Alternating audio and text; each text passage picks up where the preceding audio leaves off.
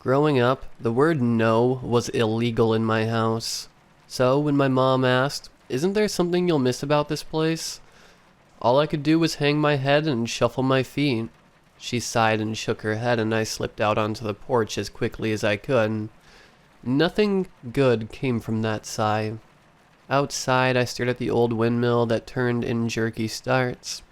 Behind it was the hazy midday sun, and then nothing else until the horizon. I stood out on this porch I would never see again and searched around for some emotion. Some feeling that would tell me the only home I had lived in up until now meant something, but nothing came. Any regrets or woes I had were swallowed up in the jittery excitement of a dream coming true. Tomorrow we would start our new life in the city. Not the big city, mind you, but big enough when compared to a shack trapped in the middle of nowhere, whose only neighbor for miles was a wheat field that stretched past what the eyes could see. The wheat field, I thought. Or more precisely, the maze inside the wheat field. When my dad had planted the wheat, he was careful to leave paths between the stalks to make it easy to get from one side to the other. As a child, this had taken my imagination by the reins and driven it wild. I would often journey into the fields and take whatever turns I came across, acting as an explorer traversing a maze, housing deadly secrets and perhaps a minotaur or something. I looked back at the sun in the sky, then at my watch. The city kids would use their phones to tell time I had heard, so I hoped that my mom would get me one of those before school started, and decided a quick trip into the maze for old time's sake couldn't hurt. Happy now, Mom? I found something to miss about this crappy old place. I went back to my room and dug through the things to throw away box, and found my old maze explorer kit. It was just a tiny little pouch to the much older me, but as a kid it had seemed a certified utility bag full of gadgets and tricks that any explorer would kill for. I dove into the wheat fields and started taking turns as soon as I came to them. I was much taller now, tall enough that the wheat no longer towered over me as it had, but they were still huge and blocked out everything around me. I was in my own little world again, just like I had been so long ago. In this world, I didn't have time to worry about what I would miss, or how different city life would be. If I dallied, the Minotaur would get me, or I would get lost in the maze, or perhaps something even worse would find me. Something as old as this farm, which had apparently been passed down for generations upon generations.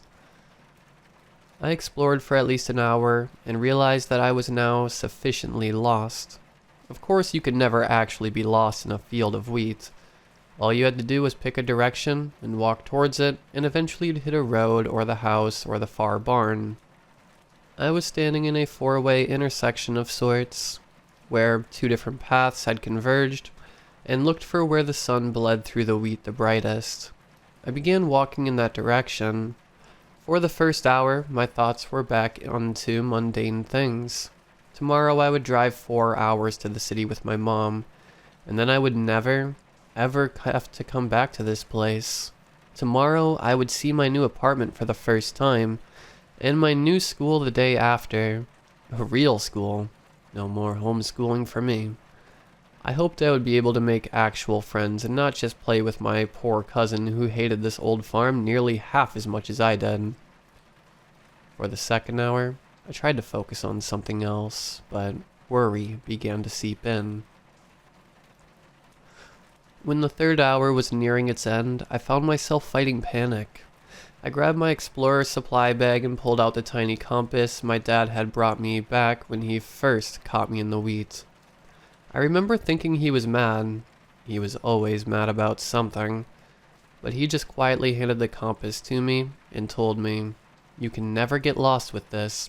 Find south and walk that way, and you'll always find your way home." But today the compass would not show me south. It spun wildly, and then it would stop, pointing in a random direction, but anytime I would start lining it up with the N, it would start spinning wildly again. I turned and turned, Tried to remember what direction the sun set in, but with the wheat as high as it was, did it grow taller since I came in? I couldn't tell which direction I was even in. There was a black movement in the corner of my eye. The stalks rustled. I stood, frozen, staring into the spot where several stalks of wheat gently rocked back and forth, as though they had been disturbed. I tried to gulp with my dry throat and listened as closely as I could for a sound, but the wheat was still. I looked at my compass, and to my surprise, the red arrow was pointing to S. It took me a long while to get my courage up, but I did start walking again, right towards the spot where the black shadow had appeared so briefly. Just a trick of the light. The wheat moved because my bag hit it while I was spinning, but my bag wasn't long enough to reach the wheat there, and I knew it. I just pretended I didn't. As I walked, the wheat seemed to grow taller, and the shadows definitely grew longer. I was sure I was walking south now as the shadow stretched toward the east, but every shadow seemed to me to be watching me, poised to move, poised to lunge. I walked faster. My watch was strange now. I had been counting seconds to keep my calm, but 5 minutes of counting had apparently cost me the better half of an hour. The wheat was still and quiet, and the shadows harmlessly stretched longer, but the sunlight was disappearing rapidly. I needed to get home, and fast. A sound again, this time from the east. I started walking so fast that it may as well have been running. The sound again, longer this time, from the northeast, and it sounded like movement. I was running now, nearly sprinting, and the sound increased in frequency. Behind me in the north, to my side in the west, now the southwest. Now. I stopped. The sound was in front of me now. Rustle, rustle, it said, and the wheat all around did just that. I was sweating wildly, and my breath was coming from me in gasping near sobs. My heartbeat was loud enough to wake the dead, but still, I could hear it coming, getting closer and closer. I thought to run, but remembered the pocket knife in my explorer's bag. It had been another gift from my dad. A secret from my mom. One of many secrets from my mom. I had it out, the tiny blade at the ready, just as night fell in full. In the starlight, I could make out a spot in the wheat before me where the shadows drew around something darker than the blackness of the maze. I held on to the pocket knife for dear life, but my knees were ready to betray me. "This way," a voice said from my left. The voice was familiar, but that made no sense. I ran toward it anyway. Whatever had been in front of me was now chasing me. I could hear the sound of wheat rustling at first, and then it sounded like they were bending and warping. I looked back, and sure enough, stalks were falling limp to either side in the wake of whatever was coming. I couldn't see it. All I could see was that it was a shade of black so dark, it seemed to devour the moonlight and starlight that fell upon it. It was getting close now. My legs were starting to falter. I had never been an athlete. To my right, I heard the familiar voice again, and I turned sharply just in time to hear the wheat around where I had been standing get sliced clean in half. I didn't think I could run any faster, but somehow I did. It wasn't fast enough. A cold, wet thing grabbed the back of my shirt. Fortunately, it was an old t-shirt, and a chunk of it ripped away, allowing me to keep running. Unfortunately, I stumbled with the sudden movement. It grasped my arm and kept me from falling, then started to drag me backwards towards the wheat. I pulled and screamed and hit at it, but my hand seemed to pass into nothingness, and came out damp and hot and chilled, numb. Just as my feet gave out and it started to drag me, I saw a light out of the corner of my eye from just behind. The thing let me go, and the familiar voice whispered in my ear, "Come on, kiddo, run." I did. I came bursting out of the wheat field drenched in sweat. I rolled across some grass and looked back to see the blackness slam into the wheat, which rocked forward like a wall ready to fall over, but the wheat held, and the thing stopped where it was. I saw it move back and forth as a shadow across the stalks at the very edge of the field, but it could not break through whatever threshold was there. Eventually, it stopped and seemed to recede back into the wheat field. I turned, wondering where I had ended up, and I did a quick double take. I was on my dad's favorite hill overlooking the house, the wheat field, and the rising moon, which was already halfway through the sky. In front of me, just as it had been the last time I had come to this hill, was my dad's grave.